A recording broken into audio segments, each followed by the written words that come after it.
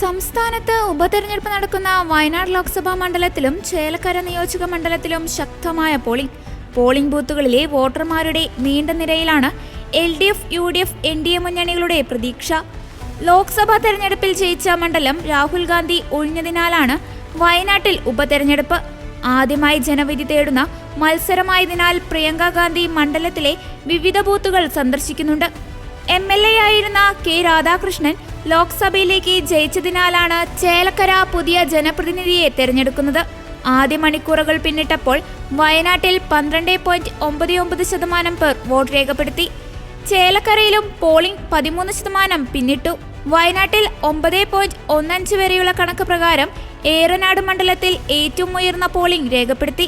Mananthavady 12.3%, Sultan Bathery 11.39%, Kalpetta 12.66%, Nilambur 12.55%, Wandoor 12.34%, Thiruvambady 13.76% vote രേഖപ്പെടുത്തി.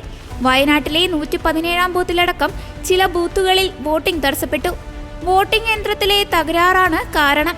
ചേലക്കരയിലെ തിരുവില്ലാമല പഞ്ചായത്തിലെ പാമ്പാടി സ്കൂളിൽ 116 നമ്പർ ബൂത്തിൽ സാങ്കേതിക പ്രശ്നമുണ്ടായി. BJP സ്ഥാനാർത്ഥി K. ബാലകൃഷ്ണൻ വോട്ട് ചെയ്യേണ്ട ബൂത്താണിത്. ആദ്യത്തെ വോട്ട് രേഖപ്പെടുത്തിയതിന് പിന്നാലെ യന്ത്രത്തിൽ ഇൻവാലിഡ് എന്ന് കാണിക്കുകയായിരുന്നു.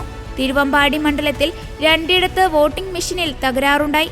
കൂടരഞ്ഞി പഞ്ചായത്തിലെ പൂവാറാംതോട് ബൂത്ത് 86-ലും അഗസ്ത്യമൊഴിയിലെ 117 നമ്പർ ബൂത്തിലുമാണ് തകരാർ ഉണ്ടായത്.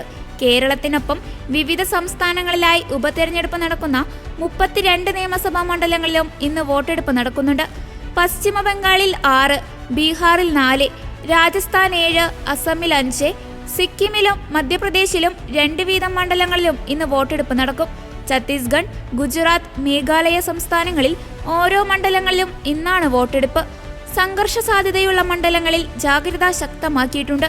പാലക്കാടിനൊപ്പം പഞ്ചാബിലെ 4-ഉം ഉത്തർപ്രദേശിൽ 9-ഉം നിയമസഭാ മണ്ഡലങ്ങളിലേക്കുള്ള വോട്ടെടുപ്പ് തെരഞ്ഞെടുപ്പ് കമ്മീഷൻ 20-ലേക്ക് മാറ്റിയിരുന്നു.